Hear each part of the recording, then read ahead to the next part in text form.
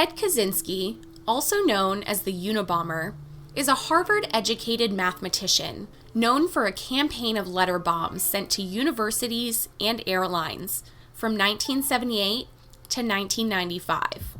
As always with my brief history videos, this voiceover contains graphic content that may not be suitable for more sensitive viewers. Viewer discretion is advised. Born on May 22, 1942 in Chicago, Illinois, Kaczynski had what we may consider a relatively normal childhood. He was described as healthy and well-adjusted, while his parents were described as civic-minded folks who sacrificed everything they had for their children. It was evident in childhood that Kaczynski was extremely intelligent, with an IQ of over 167. Kaczynski skipped several grades during his childhood and was accepted to Harvard on a scholarship at only age 16. Kaczynski's classmates at Harvard would later state that it seemed as though Kaczynski was emotionally unprepared to enter the university life, and it was clear he did not fit in around the campus. During his time at Harvard, Kaczynski would avoid contact with his classmates and spent a majority of his time holed up alone in his room, though some other classmates stated that Kaczynski, while shy, was personable if you made a connection with him. Despite his lack of social etiquette, classmates would regard Kaczynski as a genius and brilliant. Kaczynski eventually graduated with a BA in mathematics from Harvard in 1962 with a 3.12 GPA. During his time at Harvard, Kaczynski was involved with a study led by psychologist Henry Murray. Subjects involved in the study were told they would be debating their personal philosophies with fellow students and were asked to detail their personal beliefs and aspirations in an essay. These essays would later be used against the participants in the study by an anonymous attorney who would belittle and verbally abuse the subjects using the knowledge of their beliefs. The abusive sessions were recorded and played back to the subjects repeatedly. Kaczynski was subjected to abuse and humiliation through the experiment for over 200 hours over the course of 3 years. Later, Kaczynski's lawyers would blame his extreme hostility on his participation in the study. It is suggested that the study was part of MK-Ultra, the CIA's research into mind control. Kaczynski's early adult life was spent receiving his master's and doctoral degrees in mathematics through the University of Michigan. In late 1967, Kaczynski became the youngest assistant professor of mathematics in the history of the University of California, Berkeley. Kaczynski taught undergrad classes in geometry and calculus, but was disliked by his students, who claimed he seemed uncomfortable with teaching, refused to answer questions, and taught strictly from the textbook. Kaczynski eventually resigned from teaching in 1969 at the age of 27. After resigning from teaching, Kaczynski moved back in with his family for a short time before moving into a remote cabin he had built in Lincoln, Montana. The cabin had no electricity or running water, and Kaczynski lived off the land, as well as some monetary support from his family. Kaczynski's goal was to live in a self-sufficient manner by learning survival skills like hunting and tracking, identifying edible plants, organic farming, and more. During his time in Montana, Kaczynski used a bicycle to get into town to use the library, where he would read classic works in their original languages. Residents of Lincoln, Montana would later say that Kaczynski's lifestyle was not unusual for people in the area, and no red flags were seen due to his off-the-grid lifestyle. Kaczynski's quiet life was quickly threatened by the nearby real estate developments, who Kaczynski claimed were infringing on his ability to live quietly and peacefully. Kaczynski was furious at the destruction of wildland around his area, and he began sabotaging the efforts of nearby developments. Kaczynski spoke of the anger he felt while on a hike around his favorite spots by his cabin after his arrest, saying, "It's kind of rolling country, not flat. And when you get to the edge of it, you find these ravines that cut very steeply into cliff-like drops. And there was even a waterfall there. It was about a 2 days hike from my cabin. That was the best spot until the summer of 1983. That summer, there were too many people around my cabin, so I decided I needed some peace. I went back to the plateau, and when I got there, I found they had put a road right through the middle of it. You can't imagine how upset I was. It was from that point on, I decided that rather trying to acquire further wilderness skills, I would work on getting back at the system. Revenge. Between the years of 1978 and 1995, Ted mailed out or hand-delivered a series of bombs that killed 3 people and injured 23 others. In total, 16 bombs were attributed to Kaczynski. Kaczynski's first bomb was found in a parking lot of the University of Illinois at Chicago in 1978, with a return address to Buckley Christ, a professor of materials engineering. Christ was suspicious when the package was returned to him because he had not sent it. Christ called campus security, who opened the package. The package exploded and injured the officer's left hand, but there were no fatalities. The following year, a bomb was placed in the cargo hold of American Airlines Flight 444, flying from Chicago to Washington, D.C. Thankfully, the bomb had a faulty timing mechanism, which prevented it from exploding. The bomb did, however, release smoke, which forced an emergency landing of the plane.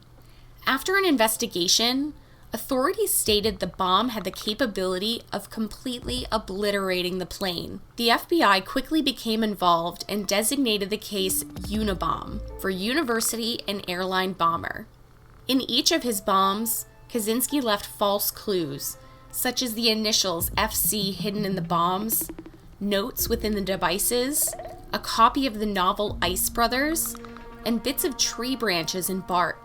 Crime writer Robert Graysmith, despite 7 bombs being sent between 1978 and 1985, no serious injuries were noted until a bomb at the University of California, Berkeley.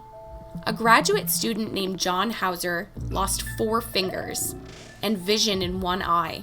3 more bombs were sent before the first death due to the Unabomber.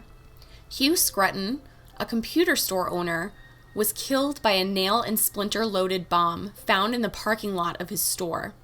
A similar attack against a computer store happened in 1987, with a bomb disguised as a piece of lumber. A man named Gary Wright was severely injured while attempting to remove it from the store's parking lot. Wright severed nerves in his left arm, and more than 200 pieces of shrapnel were thrust into Wright's body. After the second computer store bombing, the bombs would stop for 6 years, until a computer science professor at Yale named David Galertner was mailed a package that critically injured, but did not kill him.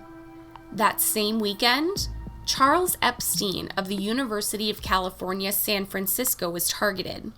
Epstein lost several fingers upon opening the package that had been sent to his home, and the bombing was immediately followed by Kaczynski calling Epstein's brother, a behavioral geneticist, and telling him over the phone, "You are next."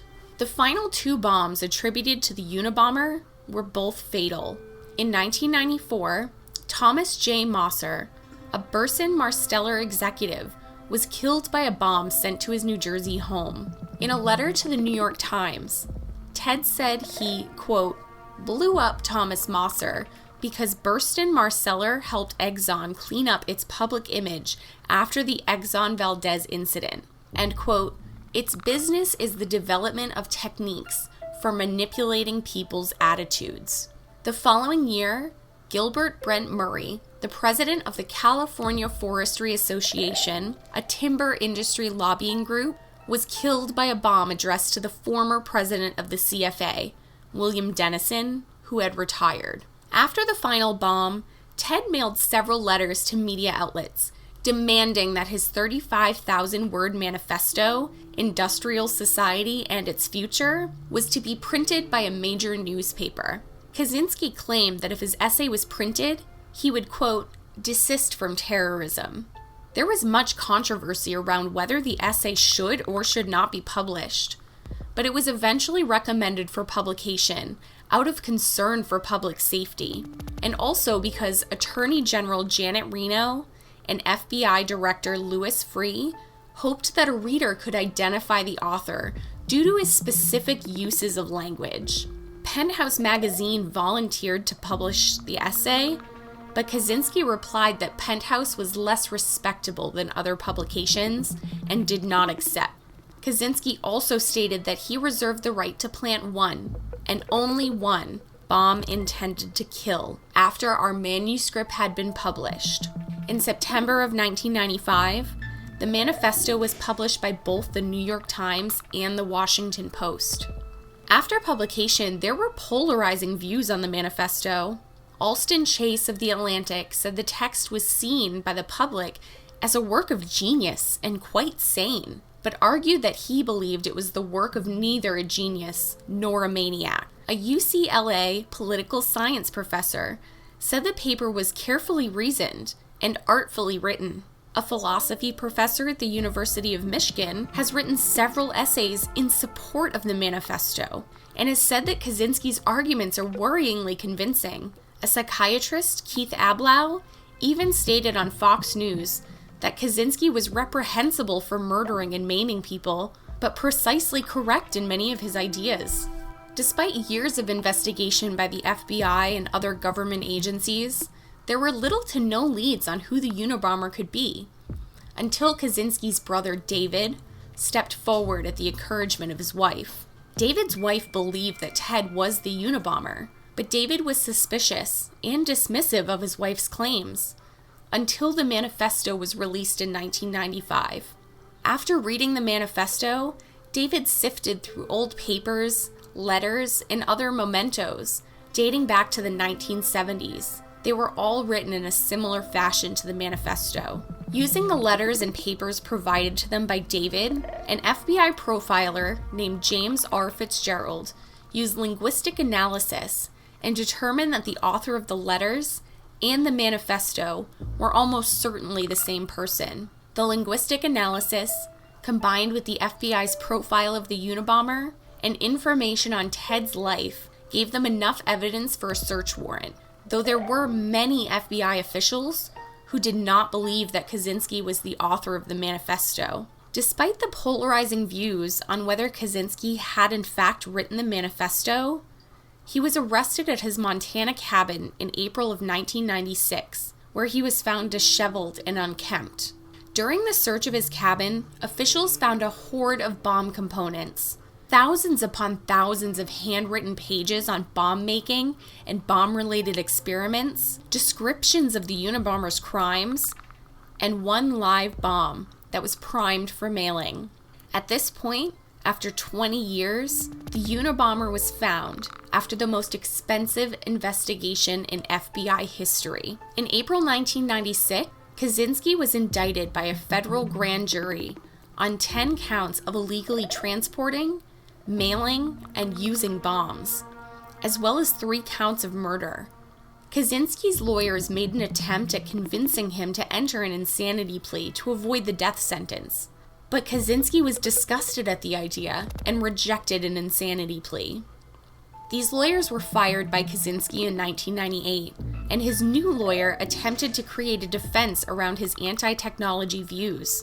This was unsuccessful, and the following day, Kaczynski attempted suicide by hanging, which was ultimately unsuccessful as well. During this time, several psychiatrists and psychologists diagnosed Ted with paranoid schizophrenia, while others stated he was not psychotic, but did have a schizotypal personality disorder. Later that January, Kaczynski was deemed fit to stand trial, and the death penalty was sought by prosecutors.